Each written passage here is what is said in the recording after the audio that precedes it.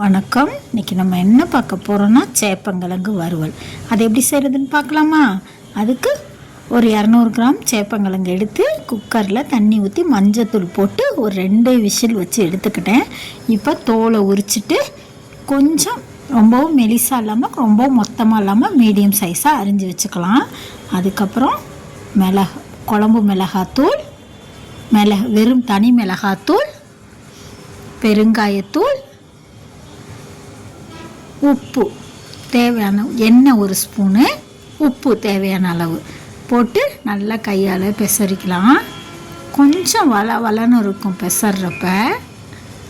அப்படியே நல்லா பெசரிட்டு நம்ம இரும்பு கடா இல்லைன்னா நான்ஸ்டிக் கடா இந்த மாதிரி இதில் எண்ணெய் ஒரு 4 ஸ்பூன் எண்ணெய் ஊற்றி கருவேப்பிலை போட்டுட்டு இதை சேர்த்துக்கலாம். சேர்த்துட்டு எவ்வளோ சிம்மில் வைக்க முடியுமோ அவ்வளோ சிம்மில் வச்சுட்டு அப்படியே பெரட்டி விட்டுக்கிட்டே இருந்தால் அந்த வளவளப்பு போய் நல்லா ஃப்ரை ஆயிரும். பாருங்கள் இப்போ எப்படி இருக்குன்னு.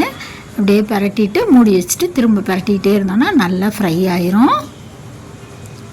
இது வெரைட்டி ரைஸ், ரசம் சாதம், சாம்பார் சாதத்துக்கெல்லாம் செம்ம காம்பினேஷன். நீங்களும் இந்த மெத்தடில் சிம்பிளாக ஈஸியாக சேப்பங்கிழங்கு வறுவல் எப்படி செய்கிறதுன்னு செஞ்சு பாருங்கள். இந்த மாதிரி வீடியோ பார்க்க எங்கள் சேனலை சப்ஸ்கிரைப் பண்ணிக்கோங்க. தேங்க்ஸ் ஃபார் வாட்சிங்.